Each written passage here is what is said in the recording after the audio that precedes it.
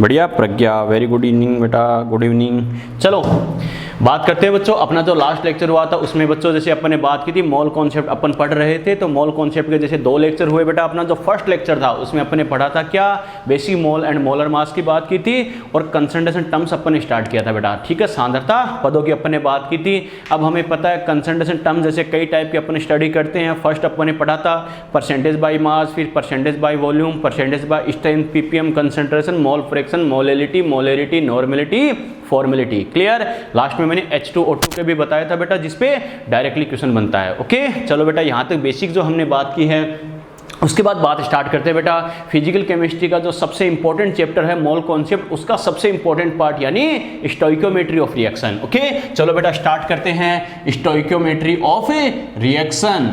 Stoichiometry इसे हिंदी में बोलते हैं बेटा रस समीकरण मिति।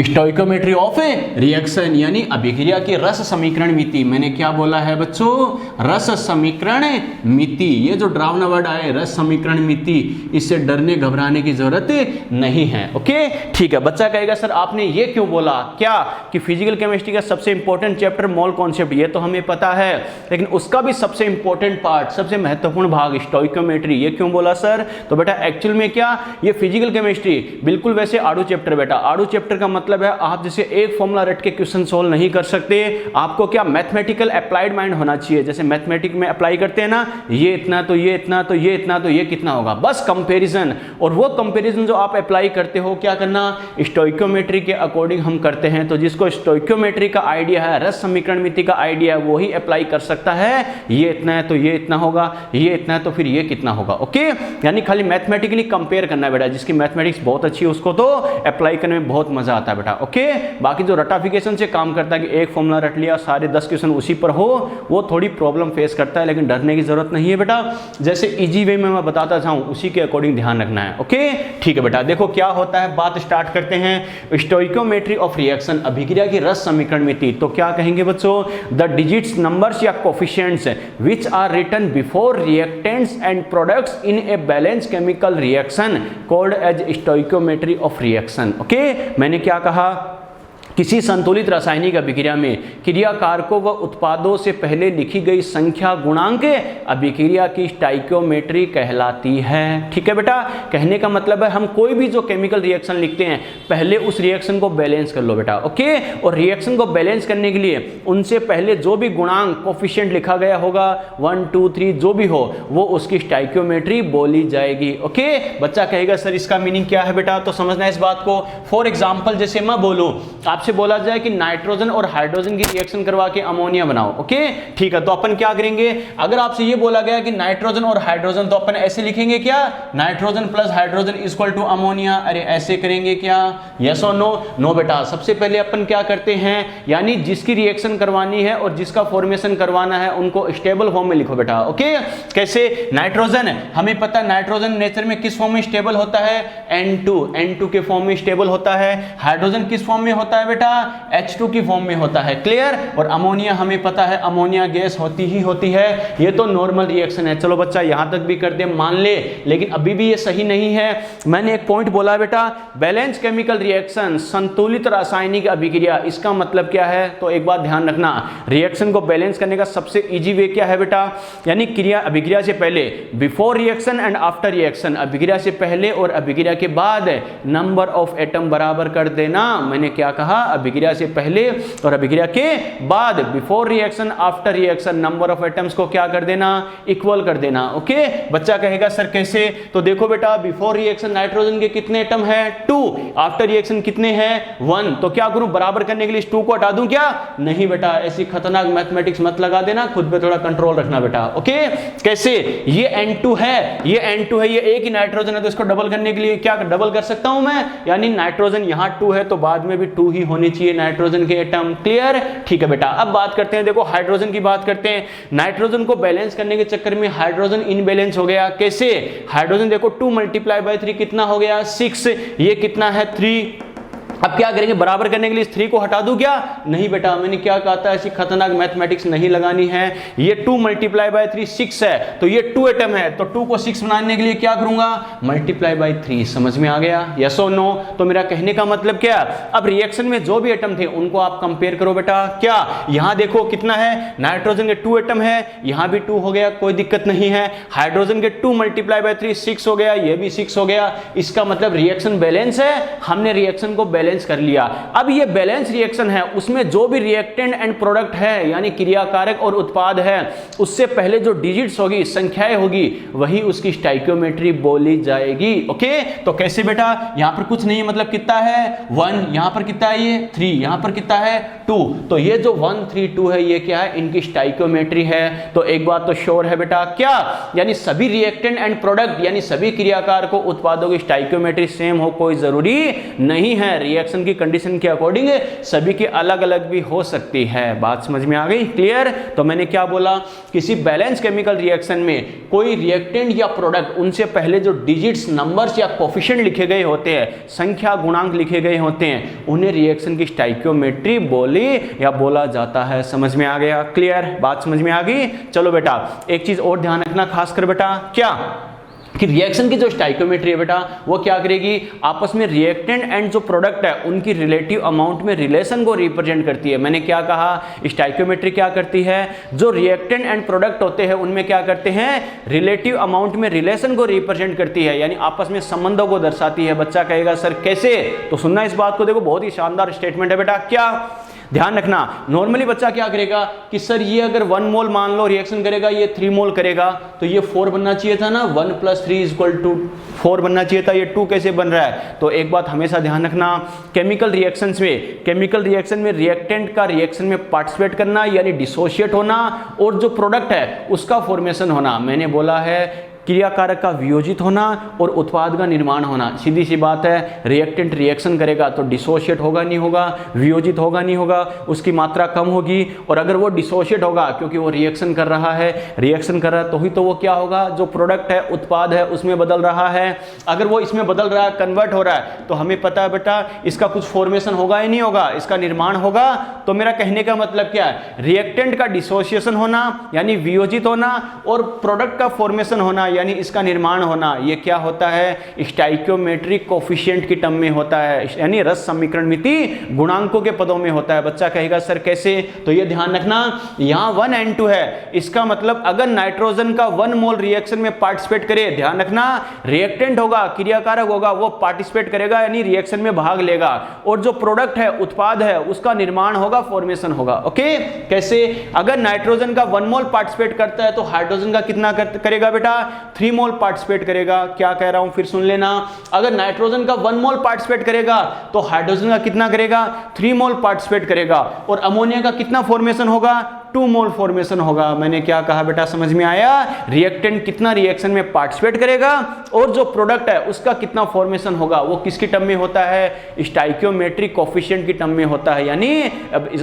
समीकरण मिति गुणांकों के पदों में होता है। कैसे, रिएक्टेंट का कोफिशिएंट जितना होता है उतने ही टाइम पार्टिसिपेट करता है, और जो प्रोडक्ट है, उत्पाद है, उसका जो कोफिशिएंट होगा उतने ही टाइम निर्माण होता है, फॉर्मेशन होता है। कैसे, ये 1 है तो 1 मोल पार्टिसिपेट करेगा नाइट्रोजन 1 मोल पार्टिसिपेट करेगा, तो ये इसका 3 टाइम्स है या नहीं है। जैसे ये x पार्टिसिपेट करता है तो ये कितना करेगा बेटा, 3x करेगा, ये इसका 3 टाइम्स है या नहीं है बच्चों। ये 1 मोल है यानी x पार्टिसिपेट कर रहा है, तो बच्चों देखो ये 2 डबल है, तो ये x पार्टिसिपेट करेगा तो ये कितना फॉर्मेशन होगा, 2x फॉर्मेशन होगा। समझ में आ गया, यस और नो, क्लियर? ये ध्यान रखना बच्चों। ओके, ठीक है बेटा। अब बात करें जो स्टाइकियोमेट्री होती है, मैंने बोला है स्टाइकियोमेट्री, क्या कहा, ये जो स्टाइकियोमेट्री है उसको कैसे कैसे अपन रिप्रेजेंट कर सकते हैं। ओके, तो ये स्टाइकियोमेट्री को अपन क्या क्या करते हैं बेटा, स्टाइकियोमेट्री को अपन 2-3 टर्म्स में रिप्रेजेंट कर सकते हैं। कैसे, एक तो करते हैं बेटा मोल की टर्म में। मैंने क्या कहा, किसकी टर्म में, मोल की टर्म में, यानी स्मॉल n। वैसे कंसंट्रेशन भी लेते हैं, मोलरिटी या फिर नॉर्मेलिटी,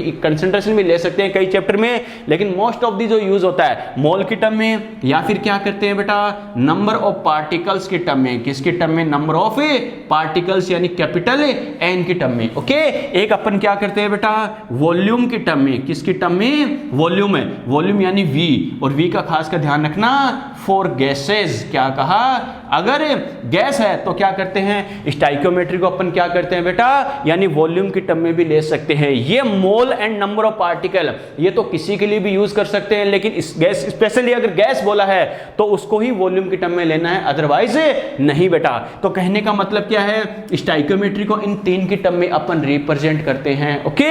लेकिन ध्यान रखना, अगर आपसे बोला जाए वेट, भार, द्रव्यमान के पदों में, ध्यान रखना स्टाइकियोमेट्री को डायरेक्टली वेट की टर्म में रिप्रेजेंट नहीं करते, सीधा वेट की टर्म में यूज नहीं करेंगे। बच्चा कहेगा सर कैसे, तो बेटा पहली बात तो इसका रीजन क्या है, यानी सर अगर मोल की टर्म में, नंबर ऑफ पार्टिकल की टर्म में, वॉल्यूम की टर्म में ले सकते हैं तो वेट की टर्म में क्यों नहीं ले सकते, रीजन ध्यान होना चाहिए, नॉर्मली बताया नहीं जाता, लेकिन सुनना बेटा इसका रीजन क्या होता है, क्योंकि 1 मोल सबस्टांस के रेस्पेक्ट में क्या होता है, सभी का वेट डिफरेंट होता है। कैसे, अरे नॉर्मली अपन देखो नंबर ऑफ पार्टिकल को अगर मैं मोल से कोरिलेट करूं तो हमें पता है बेटा n इक्वल टू क्या होगा, n अपॉन Na, यस और नो। अगर n अगर 1 है, हमें पता है n अगर 1 है तो क्या होगा, n इक्वल टू क्या होगा, Na होता है या नहीं होता, होता है बेटा। कैसे, अगर 1 मोल की बात करूं तो हमें पता नंबर ऑफ पार्टिकल क्या होगा, Na के बराबर होता है, अवोगाद्रो नंबर के बराबर होता है। आपसे बोले 1 मोल H2 में कितने पार्टिकल होंगे, Na पार्टिकल होंगे, 1 मोल N2 में कितने पार्टिकल होंगे, Na पार्टिकल होंगे, 1 मोल O2 में कितने पार्टिकल होंगे, Na पार्टिकल होंगे, चाहे H2 बोले, O2 बोले, N2 बोले। अगर 1 मोल बोल दिया तो इनके नंबर ऑफ पार्टिकल में फर्क आएगा क्या, नो बेटा, ओके ठीक है। अब बात करें बच्चों, देखो क्या वॉल्यूम की टर्म में, वॉल्यूम की बात करें तो देखो वॉल्यूम के लिए क्या कहते हैं, हमें पता है n क्या होता है, V लीटर अपॉन 22.4, यस और नो। अगर मैं ये बोलूं, अगर n इक्वल टू 1 है, अगर 1 मोल के रेस्पेक्ट में बात करूं तो ये बताओ वॉल्यूम कितना होगा बेटा, 22.4 लीटर होगा, यस और नो। अरे बात समझ में आई क्या, यानी एनटीपी और एचटीपी पर मैं बात करूं, मैं बोलूं 1 मोल H2 तो भी वॉल्यूम कितना 22.4, 1 मोल N2 तो भी 22.4, अगर 1 मोल O2 22.4। मेरा कहने का मतलब क्या है बच्चों, अगर मोल बराबर है तो एनटीपी एचटीपी पर अगर हम डिस्कस करें तो चाहे कोई सी भी गैस हो उसका वॉल्यूम क्या आएगा, सेम आएगा। समझ में आ गया। लेकिन अब बात करें बेटा वेट की, देखो वेट को हम कैसे कोरिलेट करते हैं मोल से, हमें पता है n क्या होता है, W अपॉन mw, यस और नो, क्लियर, ठीक है। अगर मैं बोलूं n इक्वल टू 1 है तो हमें पता है वेट क्या होगा, अरे मोलर मास के इक्वल होगा या नहीं होगा, होगा बेटा। लेकिन अगर मैं बात करूं H2 का मोलर मास कितना होता है बेटा, 2 ग्राम, यस और नो। मैं बोलूं बेटा N2 मोलर मास कितना होता है, 28 ग्राम। मैं बोलूं बेटा O2 ये कितना होता है, 32 ग्राम 1 मोल के रेस्पेक्ट में, यस और नो। तो मेरा कहने का मतलब क्या है, अगर नंबर ऑफ पार्टिकल या वॉल्यूम की टर्म में बात करूं तो चाहे कोई सी भी गैस हो, कोई सा भी एलिमेंट हो बेटा, नंबर ऑफ पार्टिकल और वॉल्यूम सेम आता नहीं आता। मोल अगर इक्वल है तो हमें पता है नंबर ऑफ पार्टिकल वॉल्यूम भी क्या आएगा, इक्वल आता है। तो नंबर ऑफ पार्टिकल वॉल्यूम की टर्म में तो रिप्रेजेंट कर सकते हैं, लेकिन डायरेक्टली वेट की टर्म में क्यों नहीं कर सकते, क्योंकि 1 मोल के रेस्पेक्ट में डिफरेंट एलिमेंट का वेट क्या होता है, डिफरेंट होता है बेटा। कैसे, 1 मोल H2 बोल दे 2 ग्राम, 1 मोल N2 बोले 28 ग्राम, 1 मोल O2 बोले 32 ग्राम। आ गया समझ में। तो ये ध्यान रखना, स्टाइकियोमेट्री को मोल नंबर ऑफ पार्टिकल ये तो किसी के लिए भी यूज कर सकते हैं, लेकिन स्पेशली गैस के लिए, क्योंकि हमें पता है ये फॉर्मूला किसके लिए यूज करते हैं, volume of gas at NTP HTP, याद है ना। तो गैस के लिए वॉल्यूम की टर्म में भी ले सकते हैं, लेकिन डायरेक्टली वेट की टर्म में स्टाइकियोमेट्री को नहीं लिखा जाता बेटा। क्यों, क्योंकि बच्चों 1 मोल के रेस्पेक्ट में अलग अलग एलिमेंट का वेट क्या होता है, मोलर मास क्या होता है, वेट डिफरेंट होता है, क्योंकि मोलर मास डिफरेंट होता है। समझ में आ गया, क्लियर। चलो बेटा नोट करो फटाफट, यहां तक कोई दिक्कत है तो बोलो, फटाफट बोलो, यहां तक कोई दिक्कत है तो बोलो।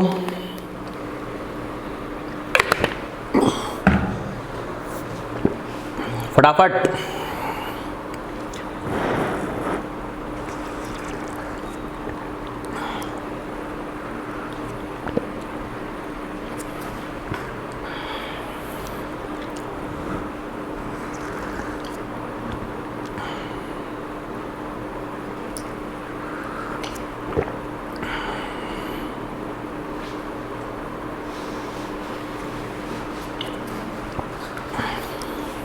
चलो बेटा यहां तक बात ठीक है। अरे आगे बढ़े जिंदगी में। चलो बेटा, तो ये तो अपने बात की बच्चों क्या, यानी स्टाइकियोमेट्री का मतलब क्या होता है और कैसे हमें करना है। ओके चलो अब आगे बात करते हैं। जैसे अपन ने कहा स्टाइकियोमेट्री को अपन क्या कर सकते हैं बच्चों, नंबर यानी मोल, नंबर ऑफ पार्टिकल्स या वॉल्यूम की टर्म में रिप्रेजेंट करते हैं। और अगर बाय द वे वेट की टर्म में डायरेक्टली तो हमें नहीं करना। देखो वेट वाला कॉन्सेप्ट कहाँ काम आएगा, अगर आपसे बोले जैसे मान लो कोई भी रिएक्टेंट प्रोडक्ट है, आपसे बोले ए के 10 ग्राम है, बी के 20 ग्राम है, तो सी कितना बनेगा, तो ये 10 ग्राम है तो ये 20 ग्राम है, ये इतना तो ये इतना बनेगा। नो, डायरेक्टली कंपेयर नहीं करना है। आपको जो वेट दे रखा है तो पहले उसको क्या करना है, मोल में कन्वर्ट करना है। समझ में आ गया, मोल में कन्वर्ट करके फिर क्या करना है, मोल से कंपेयर करना। इसका 1 मोल है तो इसका 2 मोल है, इसका इतना मोल तो इसका इतना मोल। समझ में आ गया। चलो बेटा, मैंने क्या कहा, सारा लफड़ा ही कंपैरिजन का है, तुलना का है बच्चों। चलो अब बात करते हैं जो हमने अलग अलग टर्म्स हमने बोली है उनकी स्टाइकियोमेट्री को रिप्रेजेंट करके देखते हैं कैसे करना है बेटा, क्या करना। अपनी जो स्टैंडर्ड रिएक्शन अभी हमने लिखी थी उसी के अकॉर्डिंग मैं बात करूं। जैसे अपन बात करते हैं N2 + 3H2 इक्वल टू अपन ने क्या कहा 2NH3। ध्यान है बेटा। चलो बेटा देखो, अब स्टाइकियोमेट्री के टर्म में अगर हम बात करें बच्चों, देखो कैसे करना है, क्या करना है। अगर देखो स्टेप बाय स्टेप चले तो देखो, अगर मोल की टर्म में लिखे यहाँ कुछ नहीं है तो कितना है बेटा 1, तो मैं इसको मान रहा हूँ 1 मोल। क्लियर। यहाँ कितना है 3, तो इसको क्या मान रहा हूँ मैं 3 मोल। यस और नो। यहाँ कितना है बेटा 2, तो ये क्या मान रहा हूँ मैं 2 मोल। बात समझ में आई क्या। ये तो सबसे बेसिक तरीका है मोल की टर्म में लिखने का। क्यों, सबस्टांस की अमाउंट को रिप्रेजेंट करने की सबसे बेस्ट यूनिट क्या है बेटा, मोल है, याद रखना। ओके। और क्वेश्चन पूछा हो भी क्या, सबस्टांस की अमाउंट की SI यूनिट क्या है, SI इकाई क्या है, पदार्थ की मात्रा को दर्शाने की मोल। ध्यान रखना। बच्चा क्या करता है वेट किलोग्राम, या फिर कोई सोचता है मैं तो थोड़ा सा लूंगा, चिन्ना सा लूंगा, तो क्या करेगा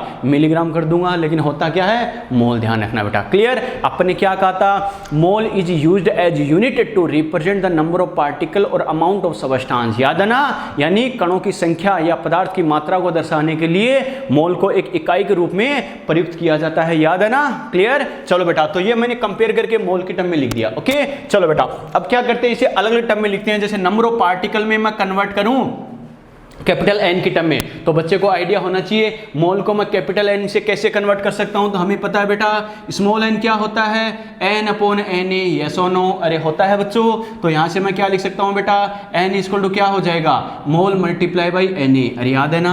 क्लियर। ठीक है बेटा, इसका मतलब जिसके लिए मुझे कैपिटल N की वैल्यू चाहिए, इसके मोल को मैं Na से मल्टीप्लाई करता जाऊंगा। यस और नो करेंगे बेटा। तो देखो बेटा कैसे करना है, ये 1 मोल है, multiply by 1 mole, multiply by क्या लिखूंगा Na। अगर मॉलिक्यूल है तो क्या करेंगे Na मॉलिक्यूल पार्टिकल, यानी जैसा भी कण है बेटा, मॉलिक्यूल है, एटम हो, जो भी हो वैसा ही हो जाएगा। इसके मोल कितने हैं 3। देखो अगर नंबर ऑफ पार्टिकल की बात करूं तो मोल को क्या करना है Na से मल्टीप्लाई करो, यानी 3Na मॉलिक्यूल। यस और नो। अरे बात समझ में आ गई। या फिर यहां पर मैं क्या लिखूंगा बेटा 2 multiply by Na, 2 multiply by Na molecule. Yes और नो, यानी मोल को मैंने क्या किया Na से मल्टीप्लाई करता गया। या फिर इसको मैं क्या लिख सकता हूं बेटा, और भी थोड़ा अगर एक साथ यहां पर लिखूं तो क्या लिख सकते हैं, यहां पर अपन देखो बच्चों इसके साथ अपन ने लिखा है, तो देखो इजी वे में मैं कैसे लिख सकता हूं। यहां पर अपन ने क्या किया 1 multiply by Na, 1 multiply by Na, यानी फाइनली क्या हो गया Na मॉलिक्यूल। क्लियर। यहां कितना था 3 मल्टीप्लाई बाई Na, यानी मैं क्या लिख सकता हूं फाइनली 3Na मॉलिक्यूल। क्लियर। ये कितने बेटा 2 multiply by Na, 2 multiply by Na मतलब क्या है 2Na मॉलिक्यूल। समझ में आ गया। यानी आपको नंबर ऑफ पार्टिकल के टर्म में पूछे तो कंपेयर करना है तो कैसे करोगे कि इसका Na मॉलिक्यूल है तो इसका 3Na मॉलिक्यूल होगा, इसका कितना होगा 2Na मॉलिक्यूल। क्यों, कोफिशिएंट के टर्म में Na की वैल्यू आपको ध्यान ही है बेटा 6.023 मल्टीप्लाई बाई 10⁻23। क्लियर। चलो बच्चों, अब हमें पता अगर गैसेज स्पीसीज है, क्योंकि नाइट्रोजन भी गैस होती है, ये भी गैस होती है, अमोनिया भी गैस होती है। अगर गैसेज स्पीसीज है तो क्या करेंगे, वॉल्यूम की टर्म में लेके आ सकते हैं, नहीं आ सकते, आ सकते हैं बेटा। तो देखो क्या करेंगे, हमें पता है मोल को वॉल्यूम की टर्म में अपन कैसे लिखते हैं V L/22.4। अरे NTP STP पर स्टडी करेंगे, ध्यान रखना। ओके ठीक है बेटा। तो क्या कहेंगे V क्या हो जाएगा N मल्टीप्लाई बाई 22.4। यस और नो। क्लियर। ये मैं आगे हिंट जरूर लिख रहा हूं ताकि पता चले बच्चे को कि सर ने कैसे कन्वर्ट किया है। इसका मतलब मैं क्या करूंगा, अगर मुझे किसी भी गैस का वॉल्यूम चाहिए तो इसके मोल को मैं क्या करता जाऊंगा 22.4, इसको हिंदी में कहते हैं बच्चों 22.4, हिंदी मीडियम वाले ध्यान रखना। ओके, यानी 22.4 से मल्टीप्लाई करता जाऊंगा। तो देखो बेटा क्या लिखेंगे, मोल कितने हैं 1, मल्टीप्लाई क्या करूंगा 22.4 लीटर, यानी फाइनली मैं क्या लिखूंगा 22.4 लीटर हो जाएगा। क्लियर। ठीक है। मोल कितने हैं बेटा 3, मल्टीप्लाई बाय क्या लिखूंगा 22.4, यानी क्या लिखूंगा, इसे मल्टीप्लाई करें तो 67.2 लीटर। बात समझ में आ गई। ठीक है। मोल कितने हैं बेटा 2 मल्टीप्लाई बाय क्या लिखूंगा 22.4 यानी कितना हो जाएगा 44.8 लीटर, यस और नो। या फिर मैं और भी इसका सिंपल रेशियो लूं तो क्या करूंगा, देखो बेटा सिंपल रेशियो लेना है तो देखो इजी वे में कैसे करना है, 24 24 24 इनको वापस उड़ा सकते हैं, नहीं उड़ा सकते, अरे उड़ा सकते हैं, तो इधर कितना बच गया 1 लीटर, अरे ये भी कर सकते हैं, या फिर ये इधर कितना हो गया 3 लीटर, या फिर क्या लिखेंगे 2 लीटर। समझ में आ गया, यस और नो। मैंने क्या कहा था, स्टाइकियोमेट्री को वॉल्यूम की टर्म में भी ले सकते हो, कैसे, ये 1 है तो 1 लीटर, ये 3 है तो 3 लीटर, 2 है तो 2 लीटर। समझ में आ गया, क्लियर। चलो बेटा अब बात करते हैं किसकी टर्म में। अगर मुझे वेट के टर्म में लिखना हो तो ध्यान रखना डायरेक्टली तो नहीं लिखना है, लेकिन मोल से कंपेयर करके आप कंपेयर कर सकते हो। कैसे, मोल क्या होता है वेट की टर्म में, W अपॉन MW, ठीक है बेटा। तो W को मैं क्या लिखूंगा, मोल मल्टीप्लाई बाई MW, यस और नो। अरे बात समझ में आ गई। तो देखो बेटा वेट से कैसे कंपेयर करना है, इसका मतलब जिसका भी मुझे वेट चाहिए, मैंने क्या कहा, जिसका भी मुझे वेट चाहिए तो क्या करना है, मोल को MW से मल्टीप्लाई करते जाओ। तो देखो बेटा कैसे करना है, इसका वेट चाहिए तो मोल कितना है 1 और MW कितना होता है, N2 की बात करा 28, यानी क्या हो जाएगा 28 ग्राम, यस और नो। बात समझ में आई क्या, ये मल्टीप्लाई कैसे क्या करके बताऊं क्या, अरे ध्यान है ना, क्लियर। चलो बेटा ये मोल कितने हैं 3 मल्टीप्लाई बाय, देखो H2 का वेट कितना होता है, MW की बात कर रहा है। एक बात जरूर ध्यान रखना बेटा, बच्चा गलती कहाँ करता है, H2 सर ने कहा था 1 हाइड्रोजन का 1 ग्राम तो 2 का 2 ग्राम मल्टीप्लाई बाय 3, MW ध्यान रखना, अरे ये तो 3 2 4 ये तो रिएक्शन को बैलेंस करने के लिए लिखा जाता है, लेकिन एक बात हमेशा ध्यान रखना, मोलर मास 1 मोल का मास, आ गया समझ में। फिर बच्चा गलती करेगा, फिर बोल रहा हूँ सुन लेना बेटा, यानी रिएक्शन को बैलेंस करने के लिए इनसे पहले चाहे 1 2 3 कितना भी लिखा जाए, अगर आपको MW लेना है तो हमेशा 1 मानकर करना है, क्योंकि MW होता है मोलर मास, 1 मोल का मास। रिएक्शन को बैलेंस करने के लिए मैं 3 की जगह यहां पर 4H2 भी लिख सकता हूं, जितने एटम चाहिए रिएक्शन को बैलेंस करने के लिए उतने ही ले सकते हैं, यस और नो। क्या करेंगे, यहां 2NH3 लिखा है तो मैं 2 की जगह 3 भी कर सकता हूं रिएक्शन को बैलेंस करने के लिए, लेकिन अगर मोलर मास की बात आ जाए, MW की बात आ जाए, तो हमेशा किसके रेस्पेक्ट में करना है, 1 मोल का लेना है बच्चों। इस बात को दिमाग में सेट कर लेना। मैक्सिमम बच्चा यहां पर 6 ग्राम करता है हाइड्रोजन वाले केस में, लेकिन ध्यान रखना यहां चाहे 3 हो चाहे 4 हो चाहे 5 हो, आपको क्या लेना है 1H2 मान के MW लेना है। आ गया समझ में, मोलर मास हमेशा क्या होगा 1 मोल का होगा। बात समझ में आ गई बच्चों, क्लियर। यानी किसके रेस्पेक्ट में, 1 मोल के रेस्पेक्ट में, समझ में आ गया, क्लियर। ठीक है बेटा, तो क्या करेंगे, देखो मोल कितने हैं 3, अब हमें पता 1 मोल का मोलर मास हमें पता है बेटा, H2 का कितना होता है 2 ग्राम, ध्यान रखना। तो 3 मल्टीप्लाई बाय 2 यानी कितना आ गया 6 ग्राम, ठीक है। कैलकुलेशन थोड़ी टिपिकल है लेकिन समझ तो रहे हो ना, ओके ठीक है। कोई डाउट हो बता देना बेटा, सोल्व करके बता दूंगा साइड में। देखो इसके मोल कितने हैं 2, अगर मुझे वेट के टर्म में लिखना हो, फिर मैंने क्या कहा, ये 2 है 3 है हमें इससे मतलब नहीं है, 1 मोल मान के करना है। तो 1 मोल मान के यानी 1H3 मान के करना है। तो एक नाइट्रोजन का कितना 14, मैंने कहा था ओड इवन वाला लफड़ा बेटा, याद है ना, एटॉमिक स्ट्रक्चर के रिवीजन में स्टार्ट किया मैंने, एक एक चीज मैंने बताई है। नाइट्रोजन का कितना होता है 7 नाइट्रोजन 14, यानी एक नाइट्रोजन का मास कितना होगा 1 मोल का 14 ग्राम, एक हाइड्रोजन का 1 तो 3 का कितना 3 हो गया 14 और 3 कितना 17। इसका मतलब क्या लिखूंगा 2 मल्टीप्लाई बाय 17 ग्राम, यानी कितना हो गया बेटा 34 ग्राम। समझ में आ गया मेरा कहने का मतलब क्या है बच्चों, अगर आपको वेट की टर्म में कंपेयर करना है तो पहले उसे मोल में कन्वर्ट कर लेना। आ गया समझ में, मैंने क्या कहा, मोल से कंपेयर करके आप कर सकते हो क्या, कि जैसे मान लो इसका इतना मोल है, इसका इतना मोल है, इसका इतना मोल है, तो क्या करना है 1 मोल का वेट इतना होगा, यानी 1 मोल का MW इतना, तो इतने मोल का इतना, यानी मोल से कंपेयर करके आप वेट की टर्म में कंपेयर कर सकते हो। डायरेक्टली मत कर देना कि ये 10 ग्राम है तो ये 30 ही होगा और ये डबल है तो 20 ही होगा, नो बेटा ऐसा नहीं है। समझ में आ गया, यस और नो। यहां तो कोई डाउट है तो बोलो फटाफट, कोई भी डाउट है तो बोलो बेटा फटाफट, आगे बढ़े फिर, कोई भी डाउट।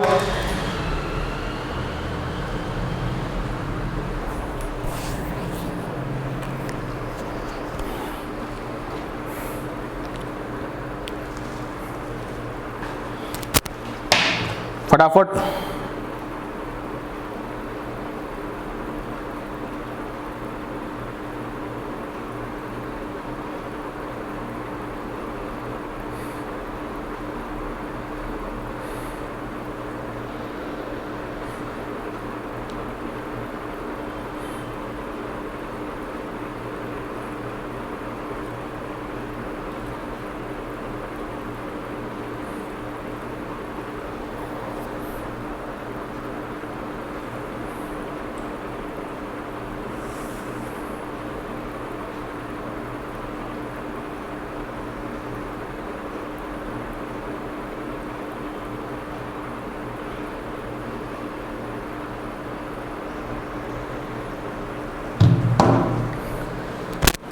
क्लियर बेटा? यहाँ तक को डाउट है क्या? कोई भी डाउट? किसी का डाउट आया? No sir clear sir, no sir clear sir, no sir clear sir. अच्छा क्या बोला है कुमकुम? सर SATP कब यूज करते हैं बेटा? SATP क्या बेटा? जैसे मैंने क्या कहा, NTP STP को बेटा कॉमनली यूज करने के लिए स्टैंडर्ड एम्बिएंट यानी टेम्परेचर एंड प्रेशर, यानी क्या करते हैं STP NTP का मिक्सअप ही यूज करते हैं बेटा। उसको कई जगह NCERT में SATP भी बोल देता है बेटा, ठीक है, standard ambient temperature and pressure, meaning वही होता है बेटा। आ गया समझ में? ये ध्यान रखना, तो ये जरूर ध्यान रखना बेटा, कैसे करना है, क्या करना। आ गया समझ में? यस और नो? क्लियर? और यहां तक बात ठीक है? चलो, तो ये तो अपने बात की बेटा स्टाइकोमेट्री का मतलब क्या होता है और कैसे करना है, क्या करना है बच्चों, ठीक है। अब बच्चों देखो, नॉर्मली बच्चों को सीधा बोलेगी स्टाइकोमेट्री सर अब मैं कर सकता हूं क्या, ये कर सकता हूं क्या, वो कर सकता हूं क्या? नो, ये जरूर ध्यान रखना बेटा, डायरेक्टली अप्लाई नहीं करना है। इसके कुछ रूल्स होते हैं, जब तक बच्चे को रूल ध्यान नहीं है बच्चा अप्लाई कर नहीं पाएगा बच्चों। मैंने क्या कहा? रूल ध्यान होने चाहिए। बेसिकली कैसे होता है, क्या होता है, देखो क्वेश्चन में अब हमेशा आपको चल के पूरी इंफॉर्मेशन दे कोई जरूरी नहीं है। बच्चे का खुद का दिमाग होना चाहिए कि ऐसी कंडीशन में सर ने कहा था ये करना है, वो करना है, ओके, तो इसके रूल्स क्या होते हैं ये जरूर ध्यान रखना बेटा। इसके रूल्स कौन कौन से होते हैं, नियम कौन कौन से होते हैं, समझना। सबसे पहला रूल क्या होता है बेटा? देखो, जैसे मान लो मैं कोई भी रिएक्शन लिख रहा हूं, मान लो मैंने ये लिखा बेटा A + 2B, A + 2B = मैंने लिखा है 3C। सपोज करो, समझने के लिए ले रहे हैं बेटा, कोई मस्ट नहीं है कि ऐसे ही रिएक्शन दे, अपन समझने के लिए कोई भी ले सकते हैं, ओके। चलो, पहला रूल तो क्या होता है, अच्छे से सुनते जाना बेटा। ये 3 रूल बताऊंगा, ये 3 रूल बच्चे को ध्यान है तो स्टाइकोमेट्री के क्वेश्चन सोल्व करना बहुत ईजी हो जाएगा, उसके बाद इतनी दिक्कत नहीं आएगी। क्या? पहला रूल सुनना, इफ इनिशियल मोल्स, मैंने क्या कहा, if initial moles of reactants and products are given then use them as stoichiometry of reaction. मैंने क्या बोला? अगर क्रियाकारक या उत्पाद, क्रियाकारक व उत्पादों के प्रारंभिक मोल दिए जाए तो उनको क्या करना है, उनकी स्टाइकोमेट्री के रूप में यूज करना है, काम में लेना है, ओके। चल के आपको बोला है A इतना है, B इतना है, C इतना है, तो अपना दिमाग लगाने की जरूरत नहीं है बेटा। मैंने क्या कहा? चल के अगर बोला है कि ये इतना, ये इतना, ये इतना, तो अपना दिमाग लगाने की जरूरत नहीं है बच्चों। कैसे? जैसे अगर हमें बोला जाए कि A मान लो 1 मोल है, इफ, अगर मैं बोल रहा हूं बेटा इफ, यदि हिंदी में बोलते हैं इसे यदि, ओके, तो क्या कहा, ये अगर 1 मोल है सपोज करो, और ये भी अगर 1 मोल है, और ये है अगर मान लो 2 मोल है, मैंने क्या कहा, चल के अगर बोल दिया कि A अगर 1 मोल है, B अगर 1 मोल है, C अगर 2 मोल है, तो अपना दिमाग लगाने की जरूरत नहीं है, उनके नीचे रिएक्शन की स्टाइकोमेट्री ऐसी कैसी लिख देना कि 1 मोल 1 मोल 2 मोल, काम खत्म। क्लियर? चलो बेटा, ये तो पहला रूल है। मैंने क्या कहा? चल के अगर तुम्हें बोला जाए A इतना है, B इतना, C इतना है, तो अपना दिमाग लगाने की जरूरत हमें नहीं है, जो दे रखा है उन्हीं को लिख दो स्टाइकोमेट्री के रूप में। क्लियर? चलो बेटा, अब देखो अपना दिमाग लगाना कहां स्टार्ट होता है बच्चों, देखो समझना इस बात को। अगर तुम्हें चल के रिएक्टेंट या प्रोडक्ट के इनिशियल मोल नहीं दे रखे हो, मैंने क्या कहा, चल के तुम्हें क्रियाकारक और उत्पादों के अगर प्रारंभिक स्टार्टिंग के मोल नहीं दे रखे हो, तो क्या करना है, रिएक्टेंट का जो स्टाइकोमेट्रिक कोफिशिएंट होता है उसी को इनिशियल मोल स्टार्टिंग यानी कोफिशिएंट मान के अप्लाई करते हैं। मैंने क्या कहा, चल के तुम्हें रिएक्टेंट प्रोडक्ट के अगर इनिशियल मोल नहीं दे रखे हो, चल के हमें क्रियाकारक उत्पाद के प्रारंभिक मोल नहीं दिए जाए, तो क्या करना, रिएक्टेंट का जो कोफिशिएंट होगा, क्रियाकारकों के जो गुणांक होंगे, उन्हीं को क्या करना है, रिएक्टेंट की स्टाइकोमेट्री यानी क्रियाकारकों की स्टाइकोमेट्री के रूप में काम में लेना है, ओके। ठीक है बेटा, देखो कैसे। अब सेकंड कंडीशन में क्या, मुझे कोई भी इंफॉर्मेशन नहीं दी गई है, यहां तो मैंने लिखा था इफ अगर ऐसा हो, जैसे मान लो ये दिया गया तो ऐसा कैसा हमने लिख दिया। सेकंड कंडीशन में मैंने क्या कहा, चल के मुझे कुछ भी नहीं दिया गया बेटा, चल के मुझे कुछ भी नहीं दिया गया, तो मैंने क्या कहा, ऐसा कैसा मैंने लिख दिया। ठीक है बेटा, कैसे, ये रिएक्शन है, नहीं दे रखा, देखो इसका कोफिशिएंट कितना है 1, तो इसका मैं क्या मानूंगा, 1 मानूंगा। क्लियर? बी का कोफिशिएंट कितना है 2, तो इसका कितना मानूंगा मैं, 2 मोल मानूंगा, और सी का कितना मानूंगा, 0 मोल मानूंगा। बच्चा कहेगा सर ये क्या हो गया, ये क्या हो गया बेटा, इसका मतलब क्या है, समझना इस बात को। अगर चल के देखो आपको नहीं दे रखे तो अपना दिमाग यहाँ काम मिलने की सीधी सी बात है। अरे रिएक्टेंट को कुछ ना कुछ तो मानना पड़ेगा ना, अपनी मर्जी से बेटा कितना माने। तो सबसे बेस्ट क्या है, चल के उसने तो दे नहीं रखा है, अगर हमें कंपेयर करना है तो कुछ ना कुछ मान के तो फिक्स करना पड़ेगा, ये इतना, तो ये क्या होगा। कंपेयर करने के लिए कम से कम स्टार्टिंग में कोई मान तो होना चाहिए ना, वैल्यू तो होनी चाहिए ना। तो रिएक्टेंट का जो कोफिशिएंट है, क्रियाकार का गुणांक है, ये 1 है, ये 2 है, तो इनसे स्टार्ट कर दो। ये 1 तो 1 मोल, 2 है तो 2 मोल। अब बच्चा कहेगा सर यहाँ 3 है तो 0 क्यों किया। मैंने क्या कहा कि सर ये 0 क्यों किया। ये 0 यूं किया बेटा क्योंकि हमें पता है रिएक्शन के स्टार्टिंग में जो प्रोडक्ट होता है, उत्पाद होता है, वो 0 होता है। बात समझ में आ गई। अरे स्टार्टिंग में जो प्रोडक्ट होता है, उत्पाद होता है, वो क्या होता है, 0 होता है। ये रिएक्टेंट है, ये प्रोडक्ट है, ये स्टार्टिंग में प्रोडक्ट 0 होता है। इसका फॉर्मेशन, इसकी कुछ ना कुछ अमाउंट कब होगी, कुछ ना कुछ वैल्यू कब होगी, जब इसका कुछ ना कुछ फॉर्मेशन होगा। यस और नो। और इसका फॉर्मेशन कब होगा, जब रिएक्टेंट थोड़ा बहुत रिएक्शन कर जाएगा। यस और नो। मेरा कहने का मतलब क्या है, जब रिएक्शन स्टार्ट हो जाएगी तो रिएक्टेंट क्या होगा, धीरे धीरे प्रोडक्ट में कन्वर्ट होगा। और जब रिएक्टेंट प्रोडक्ट में कन्वर्ट होगा तो क्या होगा, इसका कुछ ना कुछ फॉर्मेशन होता जाएगा। ओके। और जब इसका फॉर्मेशन होता जाएगा तब इसकी कुछ ना कुछ अमाउंट होगी, चाहे 0.1 मोल, 0.2 मोल, 0.3, 125, कुछ भी हो बेटा, यानी 0 से कुछ ज्यादा होगा। समझ में आ गया। लेकिन कुछ भी नहीं बोला जाए, कुछ भी नहीं बोला जाए तो आपको रिएक्शन को 0 से स्टार्ट करना है। 0 से स्टार्ट करना मतलब वो टाइम है जहां पर अब भी रिएक्शन स्टार्ट नहीं हुई है। और जब रिएक्शन स्टार्ट ही नहीं हुई है तो जो प्रोडक्ट है वो कितना होगा, 0 ही होगा। समझ में आ गया। क्लियर। तो इस बात का जरूर ध्यान रखना बेटा। क्या चल के कुछ नहीं बोला है तो क्या करना है, जो प्रोडक्ट होगा वो क्या मानना है, 0 मानना है। क्लियर। ठीक है बेटा। अब देखो थर्ड कंडीशन क्या है। थर्ड कंडीशन सुनना, हमें चल के कुछ भी नहीं दे रखा है, लेकिन एक बात हमें दे दी कि सभी रिएक्टेंट है उनकी इनिशियल अमाउंट इक्वल है, यानी सभी क्रियाकारकों की प्रारंभिक मात्रा बराबर है, या इनिशियल मोल बराबर है, प्रारंभिक मोल बराबर है। मैंने क्या कहा, कुछ भी नहीं दे रखा था, न ए के बारे में बोला है, न बी के बारे में, नहीं सी के बारे में। लेकिन मुझे एक बात बोलती है क्या, कि जो भी रिएक्टेंट है, जितने भी क्रियाकारक है, उनकी इनिशियल अमाउंट, प्रारंभिक मात्रा क्या है, बराबर है। ओके। ठीक है बेटा। देखो अब बच्चा क्या कहेगा, सर कैसे करूं। सर ने कहा था कुछ भी नहीं बोला जाए तो जो रिएक्टेंट के कोफिशिएंट होते हैं, गुणांक होते हैं क्रियाकारक के, उनको काम में लेना है। तो सर यहां पर ये 1 है, ये 2 है, ये मैं 1 या 2 काम में ले सकता हूं क्या, नहीं, क्योंकि क्वेश्चन में क्या बोल दिया, सभी क्रियाकारकों की प्रारंभिक मात्रा बराबर है, सभी रिएक्टेंट की इनिशियल अमाउंट इक्वल है। इसका मतलब ये 1 ये 2 तो नहीं ले सकता, सभी इक्वल है तो 1 1 लूं या 2 2 लूं, या तो 1 या 2 2 लेना है। तो ध्यान रखना ऐसी कंडीशन आ जाए तो चाहे कुछ भी हो बेटा, सभी का क्या करना, 1 मोल, और इसका भी क्या लेना है, 1 मोल मान के स्टार्ट कर देना। क्लियर। और ये क्या लेना है, 0 मोल। क्यों, जब तक चिल्ला चिल्ला कर खुद नहीं बोले कि प्रोडक्ट इतना है, आपको रिएक्शन को स्टार्टिंग से ही मान के चलना है। और स्टार्टिंग में जो प्रोडक्ट होगा, उत्पाद होगा, वो हमेशा 0 होगा। समझ में आ गया। क्लियर। बात समझ में आई बेटा। यहां तक कोई दिक्कत है।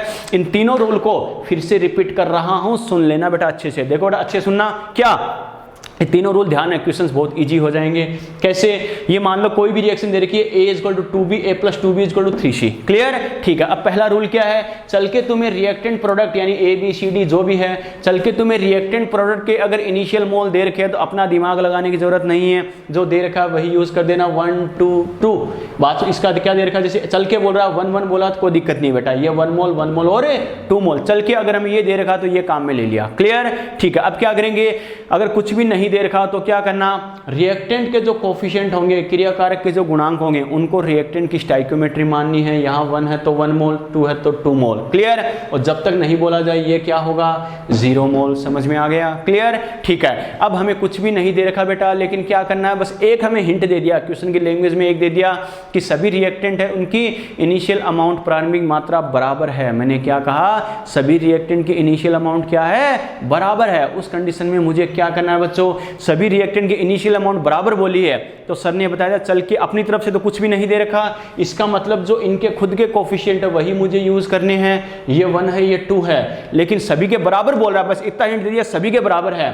तो न तो इसका 1 इसका 2 तो ले नहीं सकता, दोनों का बराबर लेना है। तो क्या लो, तो ये भी 1 और ये भी 1, चाहे कुछ भी हो, चाहे कोफिशिएंट 1 हो, 2 हो, 3 हो, आपको क्या करना, सभी का 1 1 फिक्स कर देना है कि ये 1 तो ये भी 1। समझ में आ गया। क्लियर। ठीक है। और ये जब तक नहीं बोला जाए, चिल्ला चिल्ला कर स्टार्टिंग में क्या लेना है, 0 लेना ही लेना है प्रोडक्ट को। ये मैंने 3 रूल बताए बेटा। किसी को कोई दिक्कत हो तो बोलो फटाफट, किसी की दिक्कत हो तो बोलो बेटा फटाफट, फटाफट बोलो, फटाफट। कोई भी दिक्कत हो तो बेटा बोलो।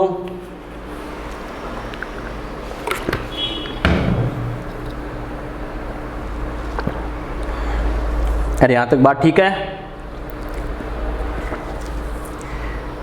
चलो बेटा, very good very good very good, ठीक है बेटा, बिल्कुल। चलो आगे बात करते हैं बच्चों। तो ये रूल जरूर ध्यान रखना, ये काम आएंगे। ओके, अब देखो बेटा क्वेश्चन में हमें कैसे अप्लाई करना है और कैसे ध्यान रखना है बच्चों, अब समझना अच्छे से, क्योंकि ये जो चीज़ समझ गई, ये रूल्स वगैरह मैंने बताए हैं, इनकी हेल्प से क्या अब हमें क्वेश्चन में अप्लाई कैसे करना है बच्चों, देखो समझना। फॉर एग्जाम्पल हमें कोई ऐसा कोई एग्जाम्पल दिया गया, फॉर एग्जाम्पल मैं मान रहा हूँ कैसे, जैसे ये बोला जाए 2a plus B, 2a plus B equal to 3c। Suppose करो हमें ये दे रखा, अच्छे समझते जाना बच्चों। सपोज करो बेटा देखो, if at t equal to 0, if at t equal to 0, t equal to 0, देखो बार बार लिखा जाएगा। t बराबर 0 का मतलब क्या, यानी वो टाइम जब रिएक्शन स्टार्ट ही नहीं हो। मैंने क्या कहा, वो टाइम जब रिएक्शन स्टार्ट ही नहीं हो। बात समझ में आ गई? इसका मतलब इफ t इक्वल टू 0, ये आपसे बोला जाए c है, ये भी है c मतलब इनकी कंसेंट्रेशन कुछ भी है बेटा। ओके, और ये है स्टार्टिंग में 0। मैंने क्या कहा था, जब तक चल के नहीं बोला जाए ये अपनी तरफ से 0 मानना है। क्लियर? ठीक है बेटा, ये आप कुछ भी मान सकते हो, जरूरी नहीं ये वाला c है बेटा, इसको आप मान लो p मान लो बेटा, कोई दिक्कत नहीं है, कुछ भी मान सकते हो। 2a प्लस बी मान लो 3p बना रहा है। ओके, कोई प्रोडक्ट बना रहा है। स्टार्टिंग में a कितना है, c कंसंट्रेशन है, b कितना है, c कंसंट्रेशन है, और ये p कितना है, 0। क्लियर? ठीक है बेटा, एट टी टाइम की बात करूं बेटा, टी टाइम का मतलब है वो टाइम है जब रिएक्शन थोड़ी बहुत कंप्लीट हो जाएगी। मैंने क्या कहा, वो टाइम जब रिएक्शन थोड़ी बहुत कंप्लीट हो जाएगी।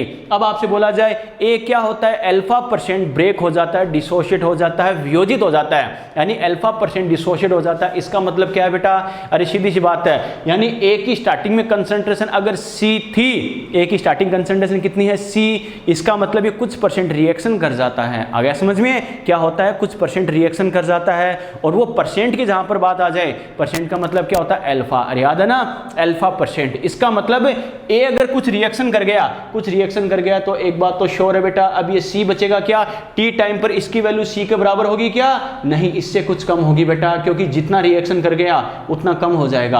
अरे हमें पता रिएक्टेंट रिएक्शन करता है तो ही तो प्रोडक्ट में कन्वर्ट होता है बेटा। बात समझ में आई क्या? अब इसका मतलब ए रिएक्शन करता है तो इसकी अमाउंट कम होगी, जो प्रोडक्ट होता है वह बनता है, इसकी अमाउंट इंक्रीज होती है, बढ़ती नहीं बढ़ती, बढ़ती है बेटा। अगर आपसे बोला जाए ये अगर अल्फा% रिएक्शन कर गया तो ये कितना बचेगा, सी माइनस सी अल्फा। अल्फा यहाँ पर बेटा परसेंटेज में वैल्यू है, मान लो 10%, 20%, 30%, कुछ भी हो।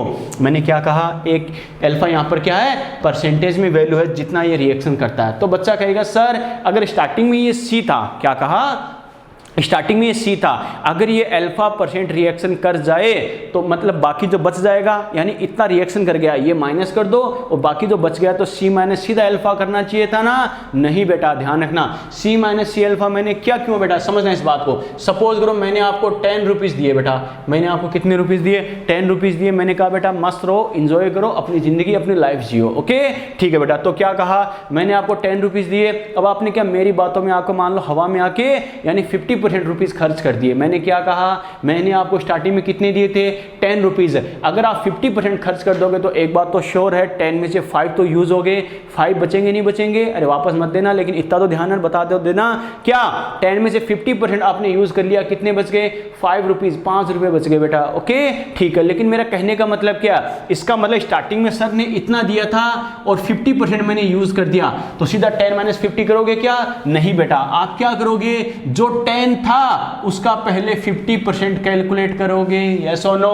अरे जो 10 था उसका 50% कैलकुलेट करोगे बेटा, तो हमें पता है, देखो ये कितना आ रहा है, अरे 5 आएगा या नहीं आएगा, फिर अपना आंसर 10 - 5 यानी कितना आएगा, 5 सही आंसर आएगा, क्योंकि मुझे पता है 10 रुपीज़ में से अगर मैं 50% खर्च कर दूं तो सीधी सी बात है 5 बचता है। ओके, इसका मतलब यहाँ 10 किसके इक्वल है, सी के इक्वल है, माइनस है, देखो 10 का अल्फा% कैलकुलेट किया तो सी का मैं अल्फा% कैलकुलेट करूंगा, तो देखो बची हुई अमाउंट मेरे पास कैसे आएगी, सी माइनस सी अल्फा से आएगी। समझ में आ रहा है मैं क्या कह रहा हूँ। स्टार्टिंग में आपने सी लिया है, इतना % रिएक्शन कर रहा है, इसका मतलब क्या, यानी उस सी का पहले इतना % कैलकुलेट करो और फिर वापस सी में से माइनस करो बेटा। समझ में आ गया, क्लियर, ठीक है बेटा। तो क्या करेंगे, सी माइनस सी अल्फा, क्लियर। देखो बेटा अब बच्चा क्या करेगा, सर ये बी जो है इसको भी सी माइनस सी अल्फा कर दूं क्या, नहीं। आपको याद है बच्चों मैंने एक स्टेटमेंट बोला है, क्या रिएक्शंस में क्या होता है? रिएक्टेंट का रिएक्शन में पार्टिसिपेट करना और जो प्रोडक्ट है उसका फॉर्मेशन होना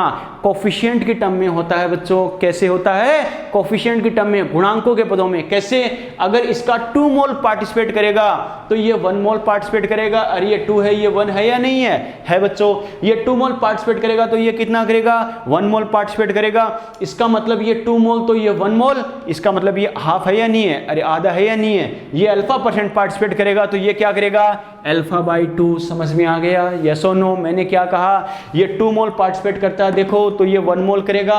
ये 1 करे तो ये 2 क्या होगा? 1/2। ये अल्फा % है तो ये 1/2 मल्टीप्लाई बाई अल्फा यानी अल्फा बाई 2। मेरा कहने का मतलब क्या है? अगर यहाँ पर अल्फा अगर 50% है तो यहाँ पर आप 50% नहीं लेना, अल्फा को 25% लेना है। क्यों लेना है? समझ में आ गया? कोफिशिएंट की टर्म में 2 मोल है, एक को फिक्स कर लेना, उससे कंपेयर करते हुए बाकी की वैल्यू आ जाएगी। ओके, तो क्या कहा? ये 2 मोल था पार्टिसिपेट करेगा तो ये 1 मोल, ये अल्फा करेगा तो ये अल्फा बाई 2। क्लियर? ठीक है बेटा। अब देखो ये स्टार्टिंग में 0 था, स्टार्टिंग में 0 था। अब कुछ टाइम बाद टी टाइम बोला है, टी का मतलब यहाँ पर 10, 20, 30, 40, 50 सेकंड, मिनट कुछ भी हो सकते हैं बेटा। टी टाइम मतलब कुछ समय बाद, कुछ टाइम बाद जब रिएक्शन थोड़ी बहुत हो जाती है। रिएक्शन थोड़ी बहुत होने का मतलब है रिएक्टेंट रिएक्शन करके प्रोडक्ट में कन्वर्ट हो चुका थोड़ा बहुत, कितना भी हो, चाहे डिपेंड करेगा कितनी रिएक्शन की है उसने। क्लियर? देखो बेटा स्टार्टिंग में 0 था, अब ये क्या करेगा? देखो मैंने क्या कहा? फर्स्ट को फिक्स कर लेना, उससे कंपेयर करते हुए बाकी की वैल्यू आ जाएगी। कैसे? ये 2 मोल पार्टिसिपेट करता है, मैंने एक ही बात बोली है, रिएक्टेंट का रिएक्शन में पार्टिसिपेट करना और जो प्रोडक्ट है उसका फॉर्मेशन होना स्टाइकियोमेट्री कोफिशिएंट की टर्म में होता है। यस और नो? होगा बेटा। तो ये 2 मोल पार्टिसिपेट करेगा, एक को फिक्स कर लेना, उससे कंपेयर कर लेना। कैसे? ये 2 मोल पार्टिसिपेट करेगा तो ये कितना बनेगा बेटा? 3 मोल बनेगा। यस और नो? मैंने क्या कहा? ये 2 मोल पार्टिसिपेट करेगा तो ये कितना बनेगा? 3 मोल बनेगा। अगर ये 1 मोल पार्टिसिपेट करे तो ये कितना बनेगा? 3/2। यस और no?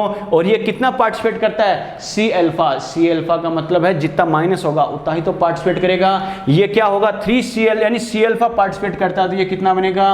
Multiply by C alpha. फिर सुन लेना इस बात को, 2 मोल पार्टिसिपेट करता है तो ये 3 मोल बनेगा। अगर 1 मोल पार्टिसिपेट करेगा तो 3/2 मोल बनेगा। और पार्टिसिपेट करने का मतलब है कितना माइनस होगा? ये इतना माइनस होगा तो ये क्या होगा?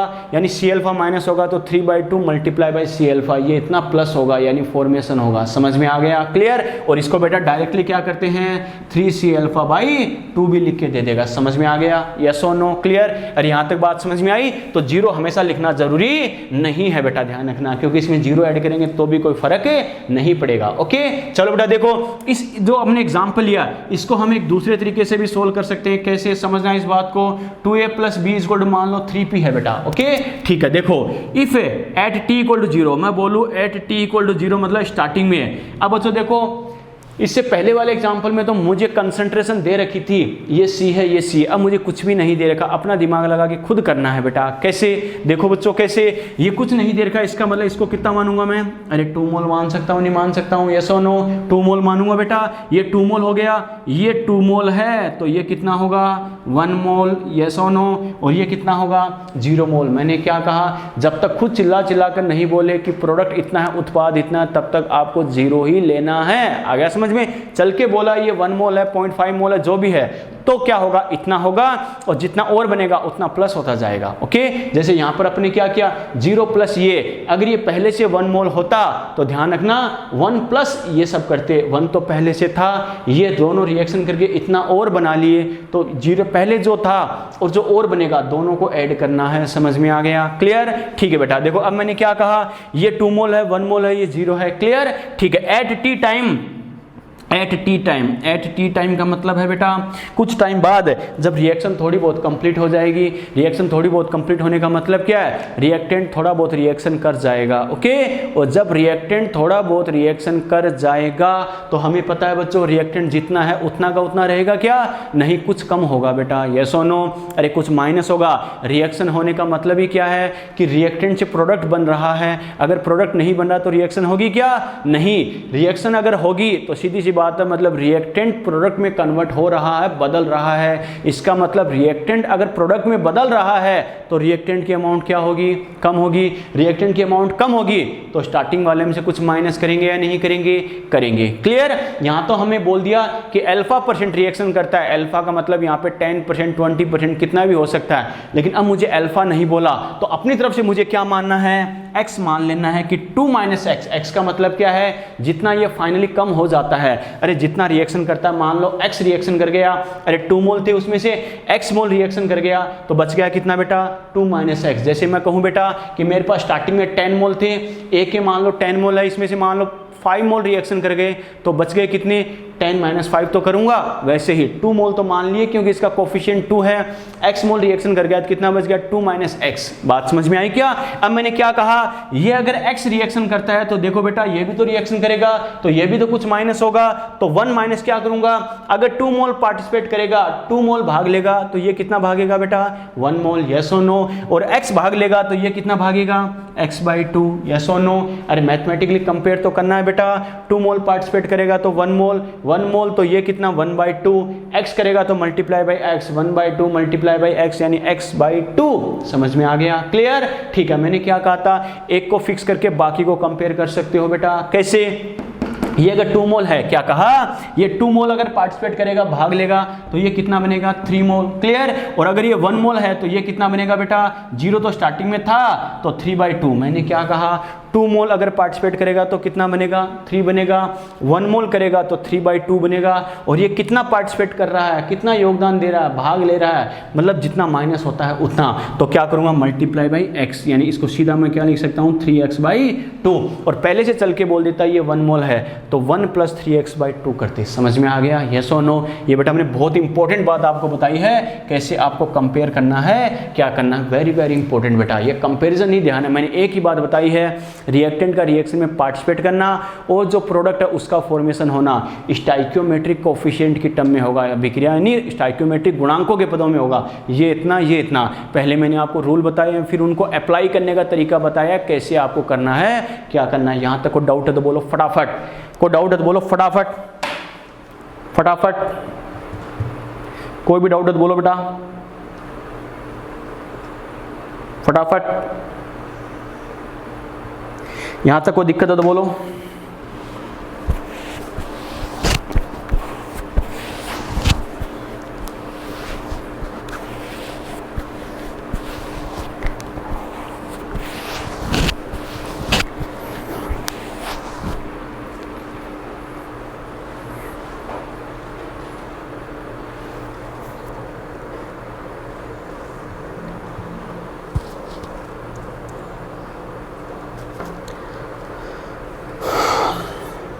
चलो बेटा, वेरी गुड, आगे बढ़े।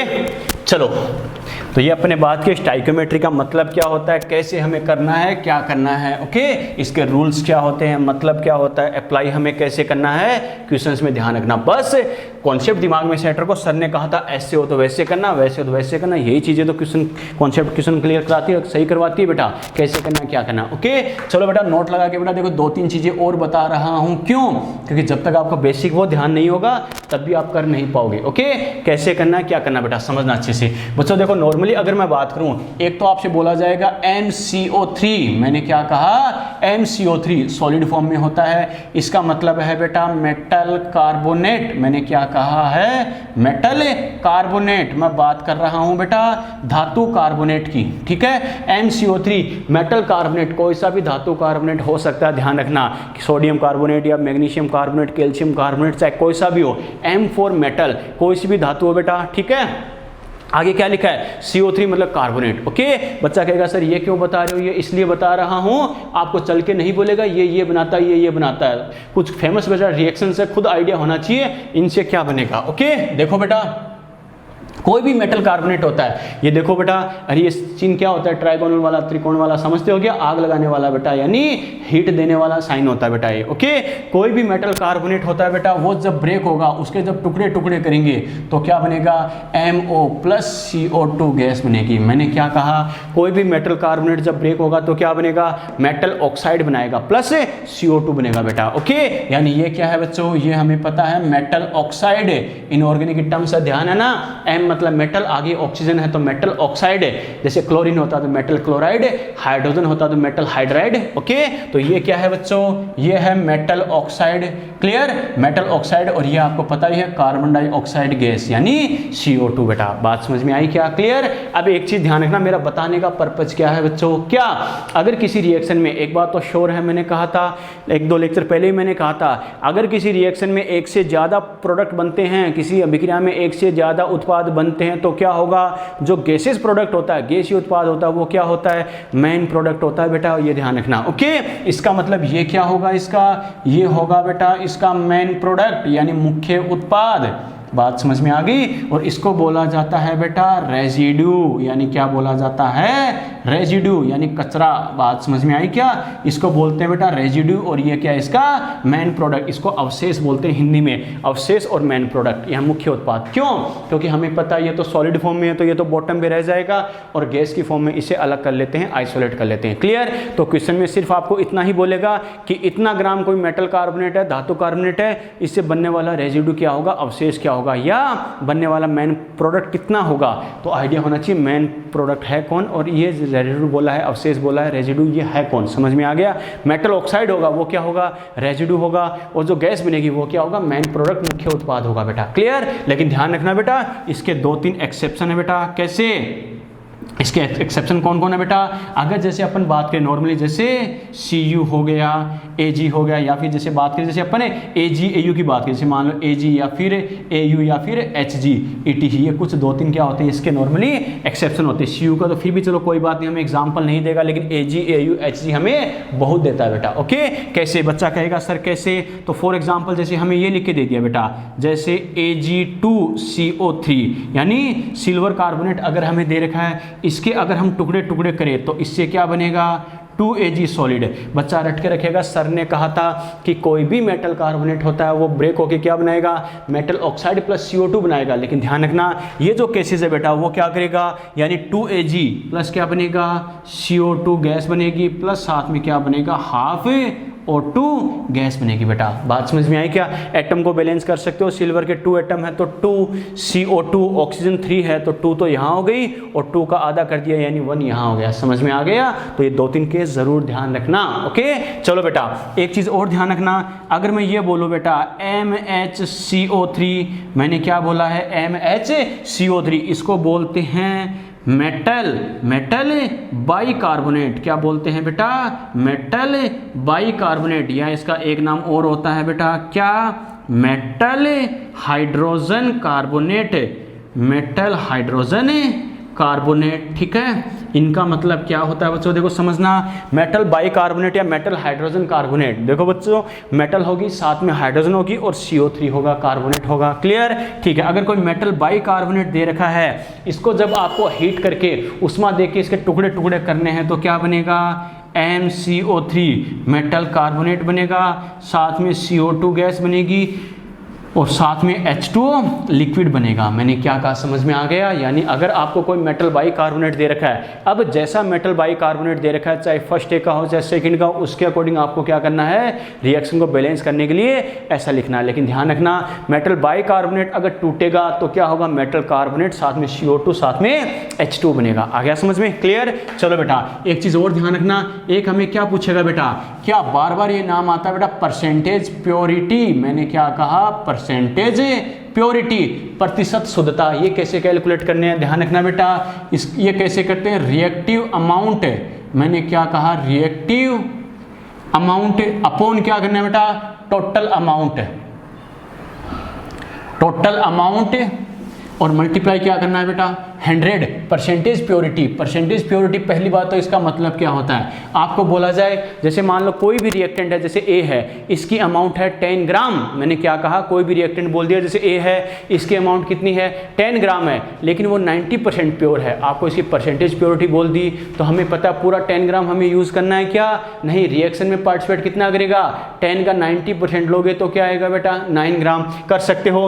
रिएक्टिव अमाउंट है, अरे कितना पार्टिसिपेट कर रहा है बेटा, इसका 90% अपने पास कैसे आएगा, 10 में से अगर 9 ग्राम रिएक्शन कर रहा है तो हमें पता है 9/10, टोटल अमाउंट कितनी है 10 ग्राम, 9 रिएक्शन कर रहा है, रिएक्टिव यानी क्रियाशील मात्रा बटे कुल मात्रा गुणा 100, परसेंटेज प्योरिटी प्रतिशत शुद्धता, 9 ग्राम रिएक्शन कर रहा है, 10 ग्राम टोटल था, तो क्या करेंगे 9/10 मल्टीप्लाई बाई 100, 0 से 0 गया 90%। समझ में आ गया, यस और नो, क्लियर, ठीक है। एक हमें बोलेगा बेटा परसेंटेज यील्ड, क्या बोला, परसेंटेज यील्ड, परसेंटेज, ये परसेंटेज प्योरिटी ऑफ रिएक्टेंट, ये जैसे क्रियाकारक के लिए यूज होता है बेटा, परसेंटेज यील्ड ऑफ प्रोडक्ट, ये जो प्रोडक्ट होगा बेटा उसकी बात कर रहा है। मेरा कहने का मतलब क्या है, परसेंटेज यील्ड मतलब प्रतिशत लब्धि, मतलब कितना प्राप्त हो गया। मैंने क्या कहा, परसेंटेज यील्ड ऑफ प्रोडक्ट, यानी जो प्रोडक्ट है वो कितना प्राप्त होगा। इसका फॉर्मूला क्या होता है बेटा, ऑब्टेन्ड अमाउंट। मैंने क्या कहा, ऑब्टेन्ड अमाउंट यानी प्राप्त मात्रा, ऑब्टेन्ड अमाउंट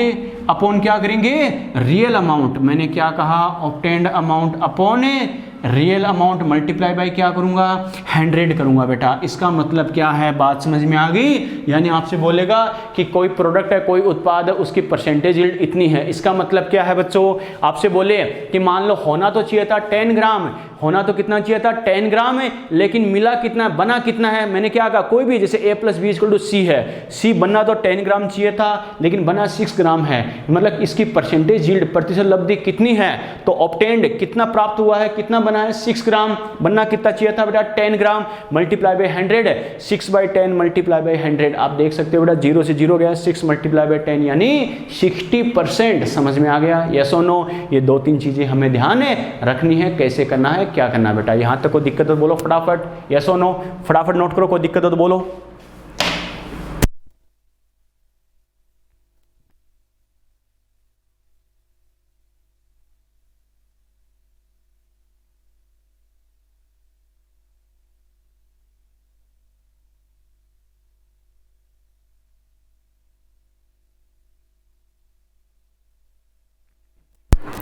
स्क्रीन छोड़ लो बेटा फटाफट।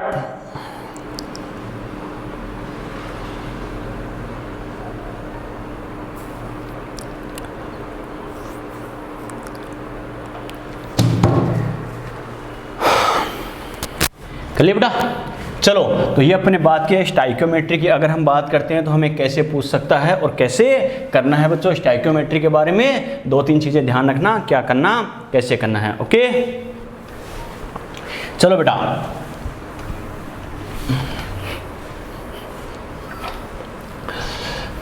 चलो बच्चों देखो, स्टाइकियोमेट्री से रिलेटेड ही एक पॉइंट और होता है बेटा, उसको और डिस्कस करते हैं। क्या, नॉर्मली अगर बात करें बच्चों तो लिमिटिंग रिएजेंट बहुत इंपॉर्टेंट है। क्या कहा, limiting reagent, limiting reagent, reagent इसे बोलते हैं LR।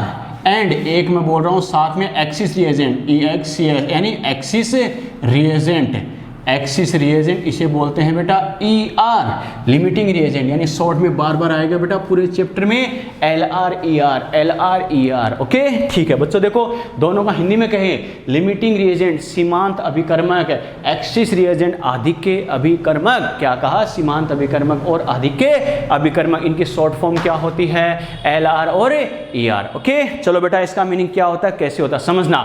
लिमिटिंग, लिमिट, ठीक है। अरे कई बार बोला जाता है ना, अपनी लिमिट में रहे, अपनी लिमिट में मतलब क्या, वही बात है, अपने जितना मतलब लिमिट है उससे बाहर जा रहा है, जितना क्राइटेरिया है उससे बाहर जा रहा है। इसका मतलब क्या, लिमिट में, अपन इनडायरेक्टली बोलते हैं लिमिट में रहे यानी कम बोल। बात समझ में आ रही है क्या, ठीक है। वैसे ही लिमिट का मतलब क्या होता है, कम अमाउंट में होना। बात समझ में आई है, कम अमाउंट में होना। इसका मतलब एक बात श्योर है, अगर कोई कम अमाउंट में है तो इसका मतलब क्या होगा, उसके साथ वाला क्या होगा, ज़्यादा अमाउंट में होगा, यस और नो।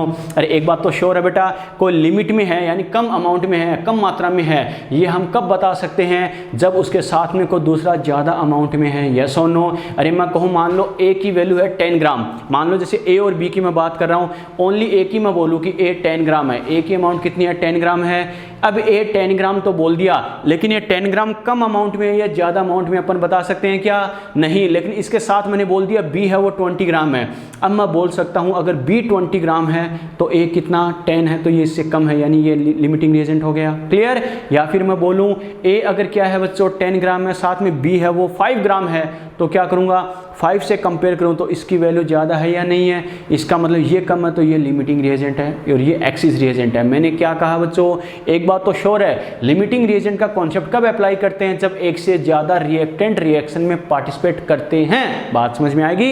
एक से ज़्यादा क्रियाकारक अभिक्रिया में भाग लेंगे। ठीक है, और सीधी सी बात है, किसी का एक ही बच्चा हो बेटा तो अपन कह सकते हैं क्या ये ज़्यादा अच्छा है या ज़्यादा बुरा है? हमें पता है उसके कंपेरिजन में क्या, कोई दूसरा बच्चा हो तो अपन कह सकते हैं क्या इसके कंपेरिजन में मेरा वही बात है, बड़े वाला या बड़ी वाली, छोटे वाला या छोटी वाली ज़्यादा समझदार है, ज़्यादा अच्छी है, यस और नो, या कम समझदार है, कम अच्छी है। अरे होता नहीं होता?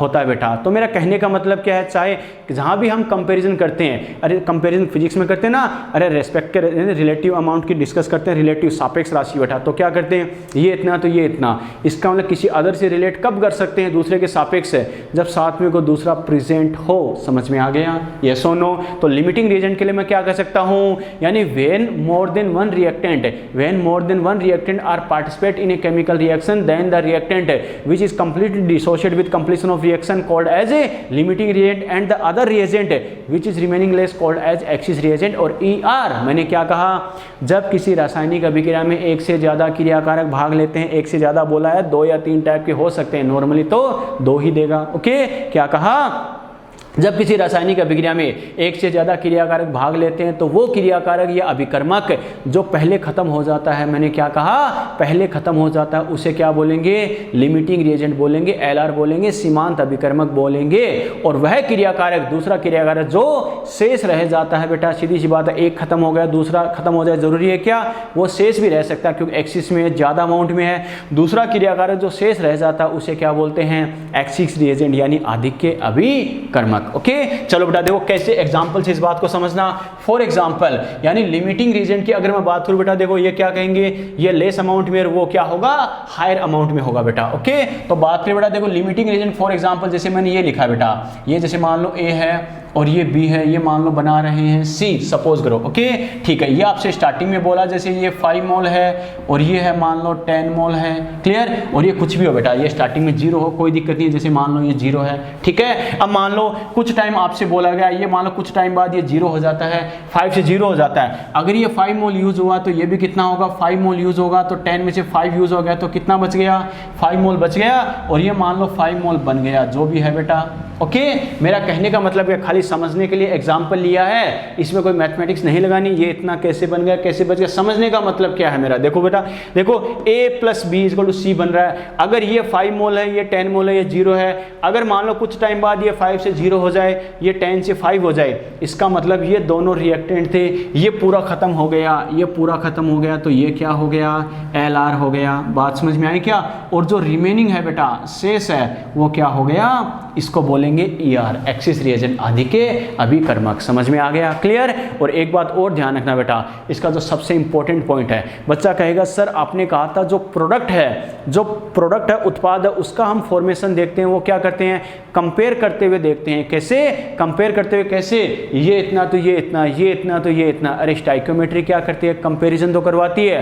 तो सर सी का कितना फॉर्मेशन होगा, वो ए से कंपेयर करके मुझे बताना है या बी से कंपेयर करके बताना है। अरे सीधी सी बात है, ये 1 मोल है तो ये 1 मोल है, ये इतना तो ये इतना। ओके, जैसे मान लो यहाँ पर मैं कंपेयर करूँ तो कैसे कर सकता हूँ, ए मान लो 1 मोल है तो सी कितना, 1 मोल, ये 5 मोल है तो ये कितना बनना चाहिए, 5 मोल, यानी आंसर कितना आ रहा है, 5 आ रहा है। फिर बच्चा कहेगा सर इससे करूं तो ये 1 मोल है तो 1 मोल, ये 10 मोल है तो ये कितना, 10 मोल।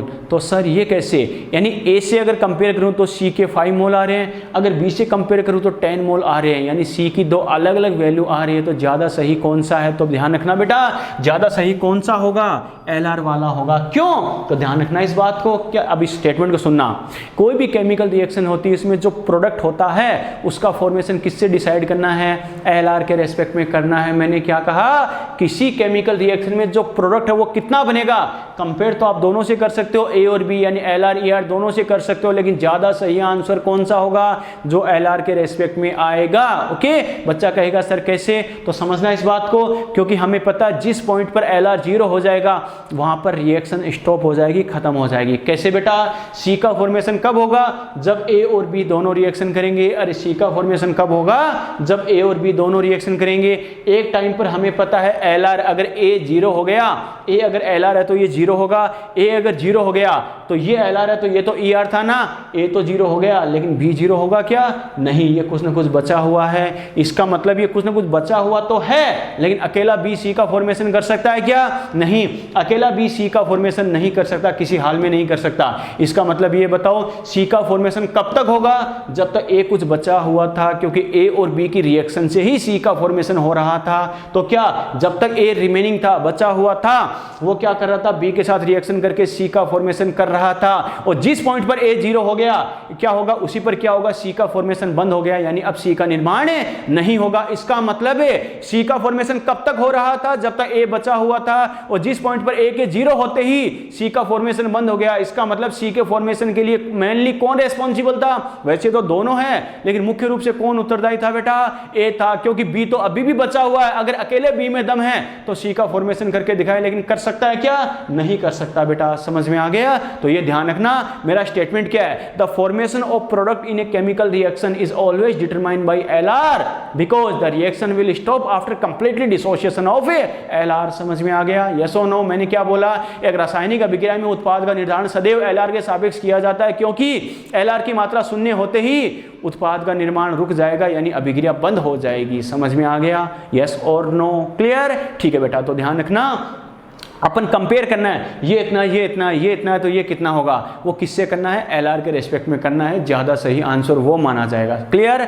ठीक है बेटा। अब हमें पता है एग्जामिनर इतना भोला तो है नहीं, क्या इतना बावड़ा तो है नहीं कि हमें बोलेगा ये एलआर है ये ईआर है, नहीं, आपको चल के क्या आइडिया लगाना पड़ेगा। इसके दो तरीके होते हैं बेटा, या तो आपको हिंट देगा कि 10 सेकंड बाद 20 सेकंड बाद जो भी है ए 0 हो जाता है या बी 0 हो जाता है, या फिर ए पूरा खत्म हो जाता है या बी पूरा खत्म हो जाता है। इसका मतलब जो पहले खत्म हो गया, जो 0 हो गया, मतलब वही एलआर है, ठीक है। लेकिन ये तो कब पता चलेगा, जब एग्जामिनर ने हमें लैंग्वेज दी है, यानी चल के बोला है कि ये 0 हो जाता है या फिर ये खत्म हो जाता है, तब पता चल गया ये एलआर है। लेकिन कुछ भी नहीं बोले एलआर के बारे में, तब अपना दिमाग कैसे लगाना है बेटा, तो ये ध्यान रखना बच्चों। एलआर का तरीका क्या है, तो मैं क्या कहूँगा, गिवन मोल और वॉल्यूम, क्या कहा, गिवन मोल और वॉल्यूम अपॉन क्या करूँगा, स्टाइकियोमेट्रिक कोफिशिएंट। क्या कहा, given mole upon volume, given mole या वॉल्यूम अपॉन स्टाइकियोमेट्रिक कोफिशिएंट,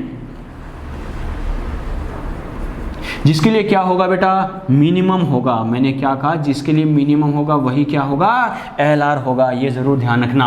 अगर हमें एलआर के बारे में कोई भी आइडिया नहीं दे रखा तो क्या करना है बेटा, या तो हमें मोल के टर्म में या फिर क्या वॉल्यूम के टर्म में बात करेगा। तो क्या करेंगे, दिए गए मोल या वॉल्यूम, यानी दिया गया मोल या आयतन है बटे उसका स्टाइकियोमेट्रिक गुणांक है, इन दोनों का रेशियो जिसके लिए सबसे कम होगा वही क्या होगा, एलआर होगा बेटा।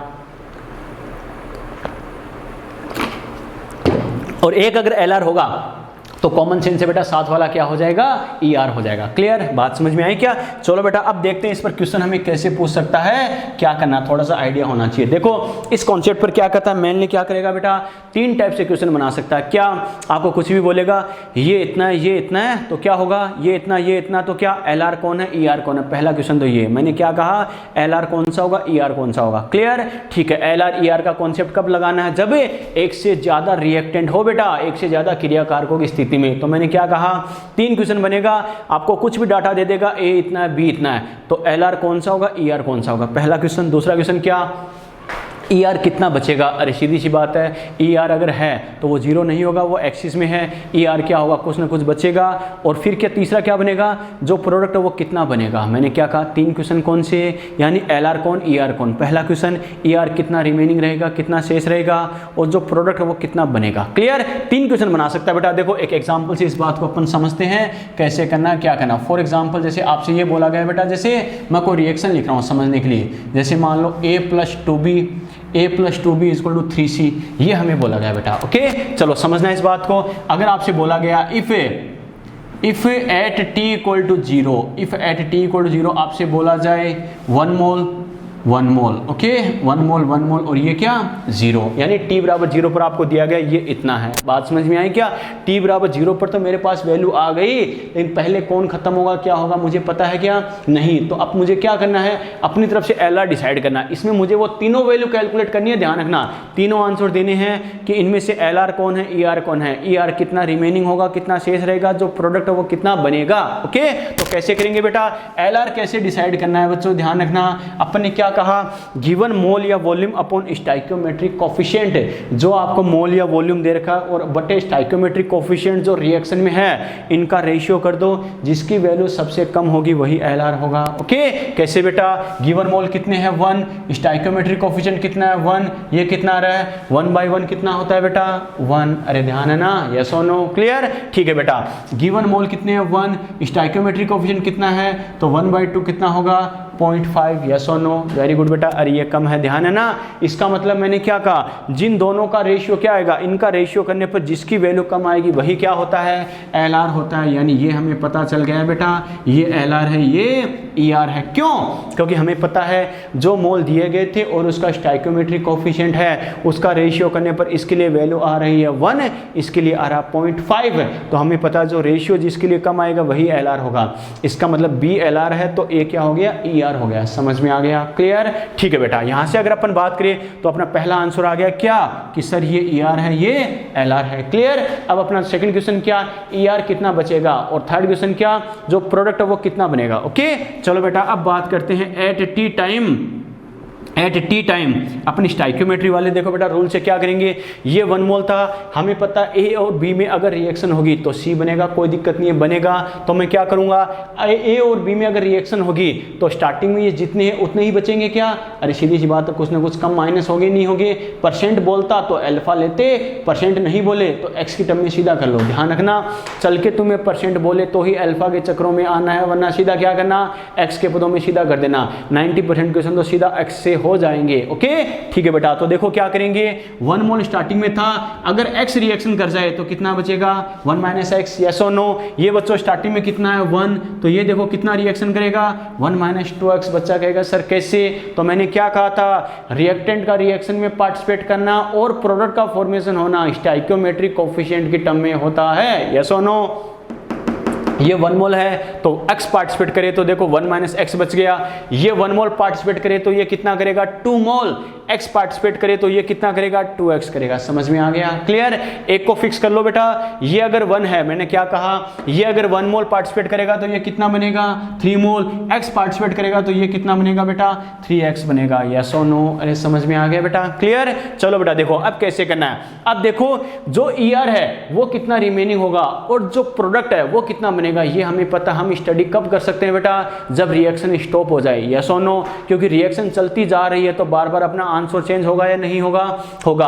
अगर हमें एक फिक्स बताना है, तो बेटा क्या करेंगे, जिस पॉइंट पर रिएक्शन स्टॉप हो जाती है, अभिक्रिया बंद हो जाती है, उस पॉइंट पर हम स्टडी करेंगे। ओके, और रिएक्शन स्टॉप कब होगी, जब LR 0 हो जाएगा, यस और नो। अरे ध्यान है ना, इसका मतलब ये LR है, एक पॉइंट पर जाकर 0 हो जाएगा तो इसके बराबर मैं 0 कर सकता हूं, यस और नो। इसका मतलब अगर ये इतना है 1 - 2x तो मेरे पास फाइनली किसके इक्वल आ रहा है, 0 के इक्वल आ रहा है। तो यहां से मैं क्या कर सकता हूं बेटा, 1 - 2x बराबर 0 है तो 1 = क्या हो गया 2x, तो x = कितना हो गया 1/2, मतलब कितना हो गया 0.5, यस और नो। यहाँ से x की वैल्यू यूज़ करके इसमें वैल्यू पुट करके और इसमें वैल्यू पुट करके मेरा आंसर आ सकता है, नहीं आ सकता? आ सकता है बेटा। यहाँ x की वैल्यू पुट कर दूँ तो 1 - 0.5 है, मतलब क्या हो गया बेटा 0.5 मोल, ये क्या ER रिमेनिंग है, बच गया। ओके, और जो प्रोडक्ट है वो कितना बन गया, x की वैल्यू मेरे पास कितनी आ रही है 0.5, यानी कितना हो गया बेटा 1.5 मोल, 1.5 मोल बन गया। समझ में आ गया। तो मैंने क्या कहा बेटा, 3 क्वेश्चन हमारे पास बन सकते हैं यहाँ पर। क्या LR कौन है, ER कौन है, ये डिसाइड कर लिया। दूसरा क्या, ER कितना बचेगा और जो प्रोडक्ट है, उत्पाद है, वो कितना बनेगा, वो कैसे पता चलेगा। अपने स्टाइक्योमेट्री वाले रूल से रिएक्शन लिखते जाओ, स्टाइक्योमेट्री लिख दो, ये इतना ये इतना, क्लियर। LR डिसाइड कर लो, चल के नहीं बोले तो जो आपको गिवन है, गिवन मोल या volume upon stoichiometric coefficient ratio, जिसके लिए मिनिमम है, कम है, वही क्या हो जाएगा, LR हो जाएगा। क्लियर, ठीक है बेटा। बस LR पता चल गया तो स्टाइक्योमेट्री से जो लिखा है कि ये इतना ये इतना ये इतना, तो जो LR है उसको फाइनली 0 के बराबर कर दो, वहाँ से आपके पास x की वैल्यू आ जाएगी। x की वैल्यू बाकी में पुट करोगे ER में और जो प्रोडक्ट है उसमें, तो बाकी ER की रिमेनिंग वैल्यू और जो प्रोडक्ट बना है उसका फॉर्मेशन कितना होगा, ये हमारे पास आंसर आ जाएगा। ओके, अब जरूरी नहीं बेटा हमें जो ER कितना बचेगा, जो प्रोडक्ट है वो कितना बनेगा, डायरेक्टली हमें यही पूछे, आपको क्या करेगा, कितना अमाउंट में, कितना वेट की टर्म में या वॉल्यूम की टर्म में पूछ सकता है। तो जब हमारे पास मोल में आ गया तो इसका इतना ग्राम या इतना लीटर, इतना ग्राम या इतना लीटर आ सकता नहीं आ सकता, आ सकता है बेटा, यस और नो। अरे बात समझ में आई यहाँ तक है, तो यहाँ तक कोई दिक्कत हो तो बोलो बेटा। अपने बात की है लिमिटिंग रिएजेंट और एक्सिस रिएजेंट यानी LR और ER की, यहाँ तक कोई दिक्कत तो बोलो फटाफट, कोई भी दिक्कत तो बोलो फटाफट। फोर्थ एक बार, फोर्थ कौन सा बेटा, फोर्थ वाला कौन सा बता रही बेटा, परसेंटेज यील्ड ऑफ प्रोडक्ट। क्या, चलो बेटा बता देते हैं, यहाँ तक तो बात ठीक है क्या, यस और नो। चलो बेटा यहाँ तक बात ठीक है, बाकी परसेंटेज यील्ड के अलावा यहाँ तक ठीक है। अरे यहाँ तक कोई दिक्कत है तो बोलो, बिल्कुल बेटा। चलो परसेंटेज यील्ड बता देते हैं। चलो बेटा देखो यहाँ तक तो बात ठीक है। चलो बेटा स्क्रीनशॉट ले लिया ना, अरे स्क्रीनशॉट ले लिया। चलो बेटा देखो कैसे करना है। बच्ची ने कहा जैसे परसेंटेज यील्ड की बात करते हैं। परसेंटेज यील्ड बच्चों देखो क्या होता है, प्रतिशत लब्धि। प्रतिशत लब्धि यानी उत्पाद कितना प्राप्त होगा बच्चों। तो देखो परसेंटेज यील्ड मैंने फॉर्मूला क्या लिखा था, जो फोर्थ वाला था, परसेंटेज यील्ड यानी प्रतिशत लब्धि बोलते हैं। परसेंटेज यील्ड ऑफ प्रोडक्ट, क्या कहा, परसेंटेज यील्ड ऑफ प्रोडक्ट यानी उत्पाद की प्रतिशत लब्धि क्या होगी। तो मैंने क्या कहा बेटा, ऑब्टेन्ड अमाउंट, ऑब्टेन्ड अमाउंट यानी प्राप्त मात्रा, obtained amount, obtained amount upon real amount, obtained amount upon real amount multiply by 100 यानी प्राप्त मात्रा बटे वास्तविक मात्रा गुणा 100। इसका मतलब क्या होगा बच्चों, देखो आपसे अगर बोला जाए फॉर एग्जांपल, जैसे मैंने क्या कहा, मान लो कोई भी है बच्चों, देखो मान लो आपसे बोला जाए कि कोई भी प्रोडक्ट है, जैसे मान लो कोई प्रोडक्ट कुछ भी है बेटा, XYZ कुछ भी हो, वो मान लो होना तो कितना चाहिए था 10 ग्राम। मैंने क्या कहा, अरे बनना तो कितना चाहिए था 10 ग्राम, लेकिन बन कितना रहा है 6 ग्राम बन रहा है, तो उसकी परसेंटेज यील्ड कितनी होगी, प्रतिशत लब्धि कितनी होगी। तो मैंने क्या कहा, ऑब्टेन्ड अमाउंट है यानी एक्चुअल में कितना बन रहा है 6 ग्राम, और बनना कितना चाहिए था 10 ग्राम बनना चाहिए था। इसका मतलब क्या, परसेंटेज यील्ड क्या होगी, 6 ग्राम बना है, बनना चाहिए था 10 ग्राम, तो obtained amount upon real amount, प्राप्त मात्रा बटे वास्तविक मात्रा, गुणा क्या कर देंगे 100 कर देंगे, इसको उड़ा देंगे। इसका मतलब क्या, 60% यील्ड है, यानी पूरा 100% नहीं प्राप्त हो रहा, क्या उसका 60% ही प्राप्त हुआ है। समझ में आ गया, ये मैंने फॉर एग्जांपल लिखा है, समझ में आ गया। तो मेरा कहने का मतलब क्या, परसेंटेज, देखो दो चीजें पूछेगा, परसेंटेज प्योरिटी, प्योरिटी का मतलब रिएक्टेंट वास्तव में कितना रिएक्शन कर रहा है, तो वो क्या, reactive amount upon total amount multiply by 100 है, यानी क्रियाकार की प्रतिशत शुद्धता, तो क्या इतना रिएक्शन में पार्टिसिपेट कर रहा है और इतना क्या टोटल अमाउंट इतनी है, तो वो उसकी परसेंटेज प्योरिटी आ जाएगी। परसेंटेज यील्ड ऑफ प्रोडक्ट, उत्पाद की प्रतिशत लब्धि, तो ऑब्टेन्ड अमाउंट इतना प्राप्त हो रहा है अपॉन रियल अमाउंट एक्चुअल में इतना होना चाहिए था मल्टीप्लाई बाय 100। आ गया समझ में। आपको दिक्कत तो बोलो बेटा फटाफट, यस और नो, यस और नो, कोई दिक्कत बेटा। चलो ठीक है, तो ये अपने बात की बेटा स्टाइकियोमेट्री ऑफ रिएक्शन और लिमिटिंग रिएजेंट की। और कोई बोलो क्लास में कोई दिक्कत है तो, जैन, कुमकुम, मनीषा, मुकेश, निकिता, प्रज्ञा, प्रेम, और कोई दिक्कत बेटा। चलो तो आज की क्लास को अपन यहीं पर बेटा खत्म करते हैं, ठीक है। और जैसे मैंने सेंड किया था कि शेड्यूल जो कल वाले शेड्यूल के अकॉर्डिंग होगा, तो कोई दिक्कत नहीं, आज आपकी ऑर्गेनिक की क्लास नहीं होगी, 2-4 दिन ऑर्गेनिक की क्लास ऑफ रहेगी बेटा, ठीक है। सर को कहीं अर्जेंटली जाना पड़ गया तो 2-4 दिन ऑर्गेनिक की क्लास अपनी नहीं हो पाएगी, ठीक है। चलो बेटा बाकी अपन कंटिन्यू करते हैं उसको नेक्स्ट लेक्चर में बेटा, ठीक है। यहाँ तक बात ठीक है, यस और नो, क्लियर। स्क्रीनशॉट लो फटाफट।